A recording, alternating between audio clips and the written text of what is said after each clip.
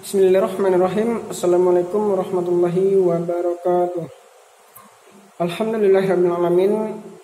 Asyhadu an la ilaha illallah wa asyhadu anna Muhammadar Rasulullah. Allahumma shalli ala Muhammad wa ala ali Muhammad. Ini pelajaran akidah. Ada beberapa materi yang sudah kita bahas sebelumnya, tapi dibahas lagi di sini. Sekaligus ini persiapan untuk ujian PAS 2 genap nanti.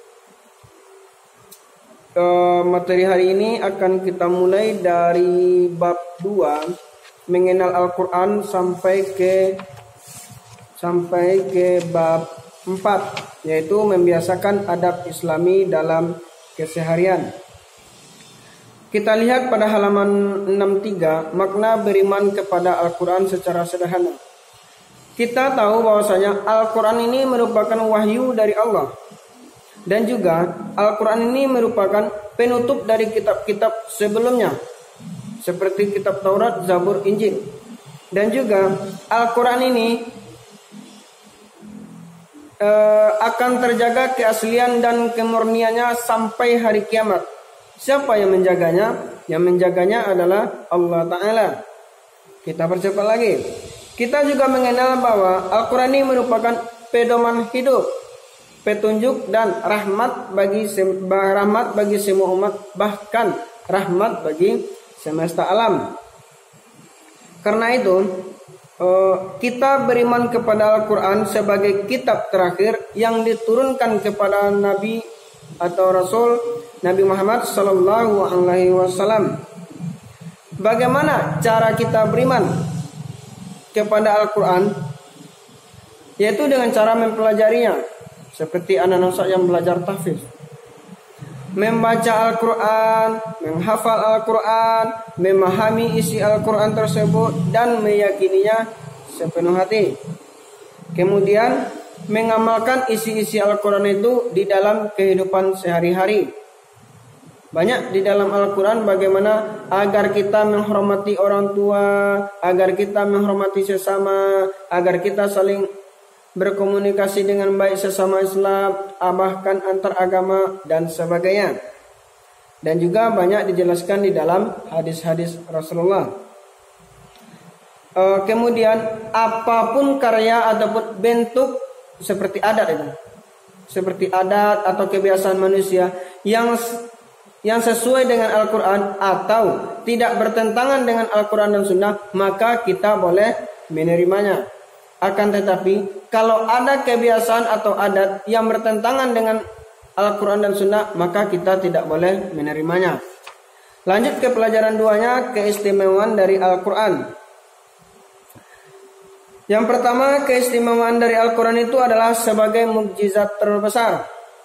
Yang mana mukjizat adalah suatu yang luar biasa yang semata-mata merupakan karunia dari Allah yang diberikan kepada Nabi. Yang kedua, keistimewaan dari yang kedua adalah pedoman hidup, petunjuk dan rahmat bagi seluruh manusia sampai hari kiamat tiba.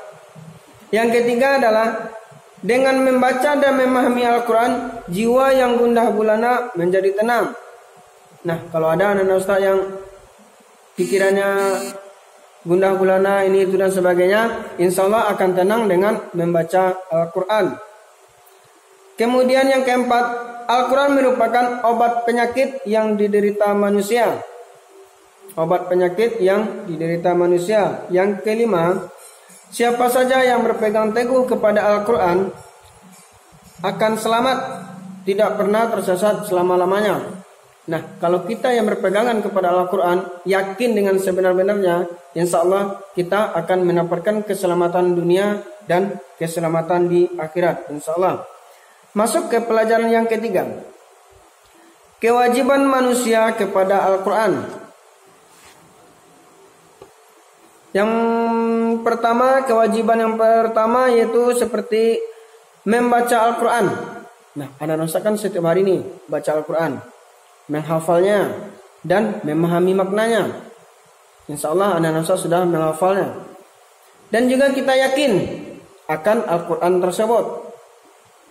Kemudian dengan mengamalkan isi Al-Quran ini, kita harus mengamalkan Al-Quran ini dalam kehidupan sehari-hari.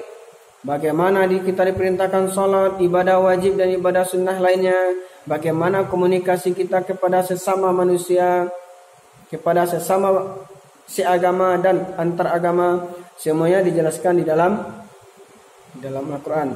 Kemudian mengatasi kemalasan diri dari gangguan setan. Lanjut kita ke bab 3. Membiasakan sikap mulia dan menghindari sikap tercela.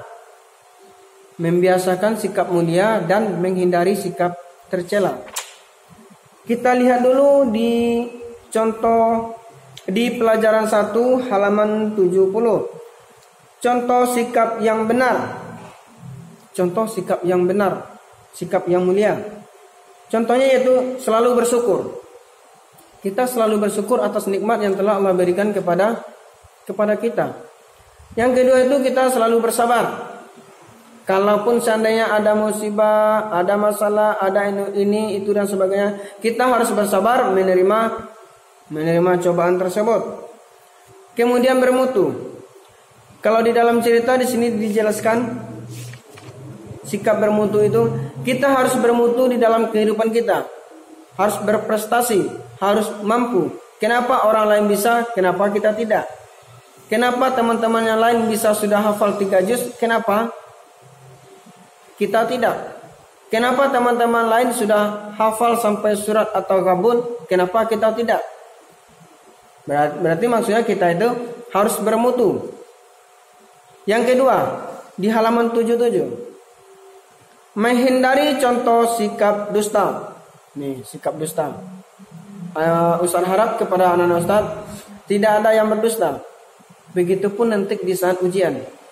Tidak ada yang melihat catatan, tidak ada yang melihat buku, tidak ada yang bertanya kepada orang tua atau teman-teman lainnya. Menghindari sikap dusta. Contohnya, kufur akan nikmat Allah. Contoh yang kedua, menyerah. Anak-anak Ustaz yang belum sampai 3 juz, jangan menyerah. Semangat terus menghafal. Kemudian tidak bermutu. Ini contohnya tidak bermutu.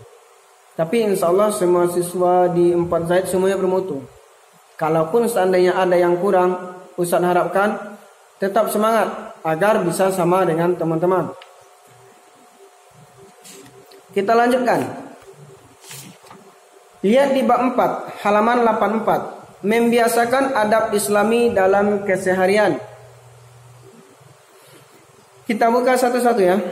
Lihat di pelajaran satunya halaman 85. Adab Islami terhadap jenazah.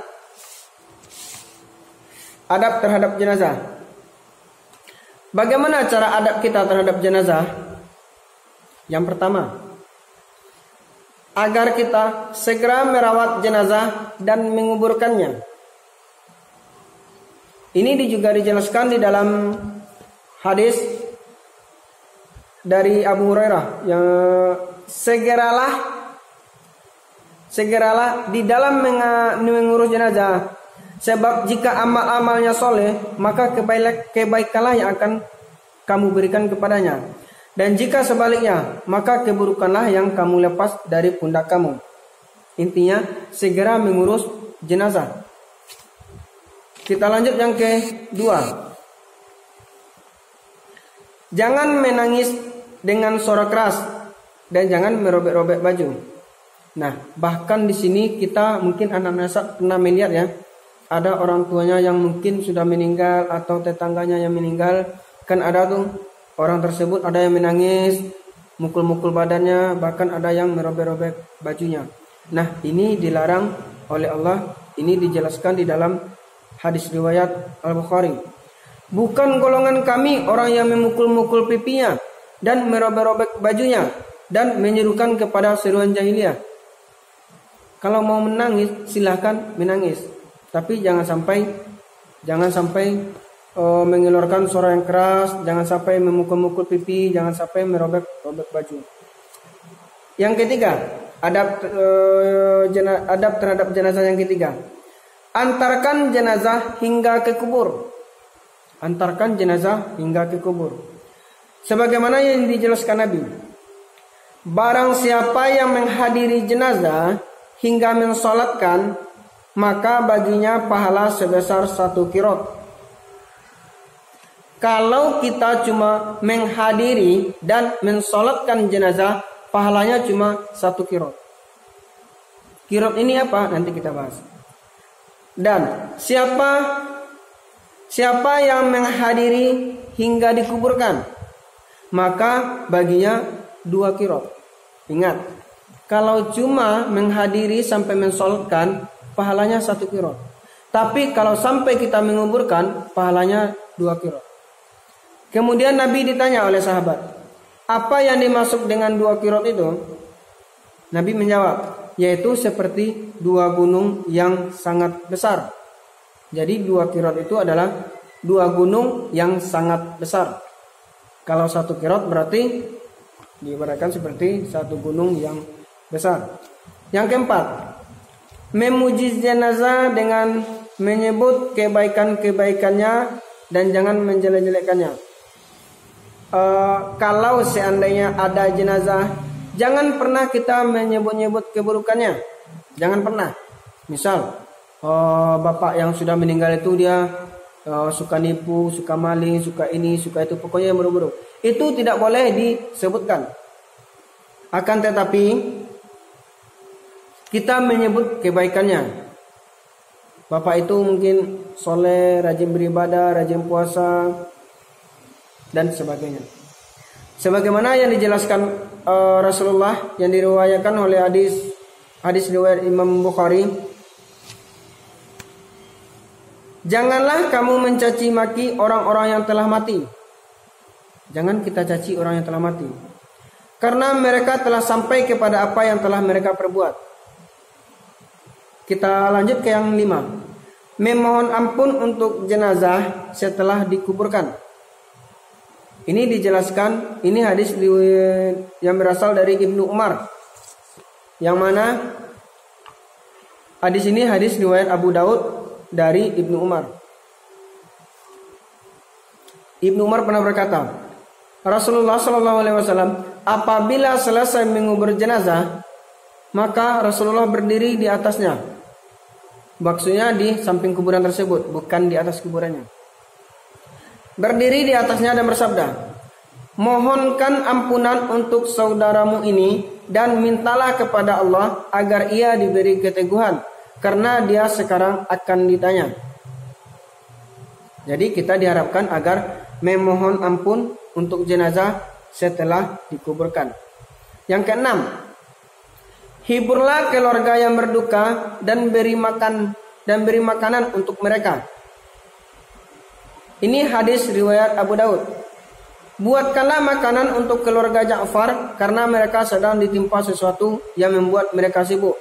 Maksudnya, apabila seandainya ada keluarga si A yang meninggal dunia, kita dianjurkan agar menghibur keluarga si A tersebut dan memberi mereka makanan. Yang ke-7, bertaziah kepada keluarga jenazah dan menyarankan untuk tetap sabar. Dan katakan kepada mereka, sesungguhnya milik Allah lah apa yang telah dia ambil, dan miliknya jualah yang dia berikan. Dan segala sesuatu di sisinya sudah ditetapkan ajalnya. Maka hendaklah kamu bersabar dan mengharap pahala darinya. Jadi kita bertakziah ke rumah keluarga jenazah, dan kita sarankan agar keluarga yang ditinggal selalu sabar. Lanjut ke adab Islami ketika safar. Pelajaran 2 halaman 88. Anak Ustaz harus tahu dulu apa itu safar. Safar itu adalah perjalanan yang jauh. Yang pertama, orang yang hendak melakukan safar atau perjalanan jauh, maka hendaklah beristighfar. Maksud Ustaz, orang yang hendak melakukan safar atau perjalanan jauh hendaklah beristikharah terlebih dahulu. Yang kedua, Diharapkan orang yang hendak safar bertaubat kepada Allah dari segala kesalahan. Yang ketiga, orang yang hendak safar atau melakukan perjalanan jauh hendaklah mengembalikan barang-barang yang bukan haknya dan amanat-amanat kepada yang berhak menerimanya, dan membayar hutang dan berpesan kebaikan kepada keluarga. Yang keempat, membawa bekal secukupnya. Jangan sampai membawa bekal berlebihan. Yang kelima, ditemani oleh teman yang soleh. Jadi kita mau perjalanan jauh atau safar itu, kalau bisa kita itu ditemani oleh teman yang soleh. Rasulullah bersabda, kalau sekiranya manusia mengetahui apa yang aku ketahui di dalam kesendirian, niscaya dia akan menunggangi kendaraan atau musafir yang berangkat di malam hari sendirian. Hadis riwayat Al-Bukhari. Yang ke-6, jika safarnya ada 3 orang atau lebih, angkatlah seorang amir di antara kalian. Amir itu apa? Amir itu adalah pemimpin. Itu hadis riwayat Abu Daud. Apabila 3 orang keluar untuk safar, maka hendaklah mereka mengangkat seorang amir atau seorang pemimpin dari mereka. Misal, ada siswa Pak Zaid, 3 orang mau berangkat safar atau perjalanan jauh, maka usahakanlah angkat 1 orang sebagai amir atau sebagai pemimpin. Lanjut yang ke-6. Berangkat safar pada pagi hari dan sore hari. Kalau bisa kita berangkat safar itu pada pagi atau sore hari. Rasulullah bersabda, ya Allah, berkahilah umatku di dalam kediamannya. Sabda lainnya, hendaknya kalian memanfaatkan waktu senja karena bumi dilipat di malam hari. Hadis riwayat Abu Daud. Yang ke-8, ucapkan selamat tinggal kepada keluarga, kerabat, dan teman-teman. Karena ini hadis dari Rasulullah, aku titipkan kepada Allah agamamu, amanatmu, dan penutup amal perbuatanmu. Hadis riwayat At-Tirmizi. Yang ke-9, jika akan naik kendaraan, kalau sekarang kan mungkin dulu naik onta, kalau sekarang mungkin naik motor, mobil, pesawat atau sebagainya. Jika naik kendaraan, ucapkanlah basmalah, yaitu Bismillahirrahmanirrahim. Jika sudah di atas kendaraan, maka kita usahakan agar kita itu bertakbir sebanyak 3 kali. Yang ke-10, bertakbir saat jalan menanjak. Ada jalan tanjakan atau yang mendaki, kita disunahkan untuk mengucapkan takbir atau Allahu Akbar. Dan kalau jalannya menurun, kita disunahkan untuk membaca tasbih. Disunahkan untuk membaca tasbih seperti Subhanallah. Kalau mendaki, Allahu Akbar. Kalau menurun, tasbih atau Subhanallah. Lanjut yang ke-11. Selalu berdoa di saat perjalanan. Kenapa kita diusahakan berdoa di saat perjalanan safar? Karena doa orang yang safar itu mustajab atau mudah dikabulkan. Lanjut yang ke-12. Jika urusan kita sudah selesai, maka kita disunahkan agar segera pulang, segera kembali ke rumah. Kemudian kita lanjutkan adab Islami tentang membenarkan dan menerima nasihat, halaman 92. Yang pertama, kita itu harus ikhlas. Kalau kita mau memberi nasihat, kita itu harus ikhlas dulu. Kita itu jangan pernah mengharapkan apa-apa dari mereka, tapi kita mengharapkan keridhaan dari Allah. Ikhlas ya. Yang kedua, kita menasihati orang itu dengan cara yang baik, dengan tutur kata yang lembut dan mudah. Yang ketiga, orang yang dinasihati usahakan dia ketika sendirian. Jangan sampai-sampai dia lagi nonton bola rame-rame, dia lagi ngumpul sama keluarga rame-rame terus kita nasihati. Jangan. Bukan yang nggak boleh ya, tapi kita usahakan cari waktu yang pas. Usahakan orang tersebut sedang sendirian. Karena demikian itu lebih mudah diterima. Yang keempat, memberi nasihat yaitu mengerti urusan yang menyebabkan adanya nasihat. Misal, dia nggak mau nih belajar Al-Quran, dia nggak mau nih menghafal Al-Quran, dia suka malas-malasan. Nah, kita harus tahu kenapa dia malas, kemudian kita nasihatin. Nggak boleh malas, karena Al-Quran itu nantinya akan menolong kita, karena Al-Quran itu nantinya akan menolong kita dan orang tua kita dan sebagainya. Lanjut, yang kelima, memperhatikan keadaan orang yang dinasihati. Kita perhatikan keadaannya. Kalau dia sakit, jangan dinasihati. Kalau dia lagi marah, misalnya sakit nggak sadar diri atau sebagainya, dia lagi marah, dia lagi di luar dan sebagainya, jangan dinasihati. Usahakan kita memberi nasihat ketika dia sendirian. Lanjut, yang keenam, penasehat menjadi teladan. Maksudnya, misal nih, anak-anak Ustadz ambil aja namanya contoh Fauzan Karim. Fauzan Karim sedang menasehati temannya, contohnya Abdul Aziz. Siapa tadi? Fauzan Karim sedang menasehati Abdul Aziz.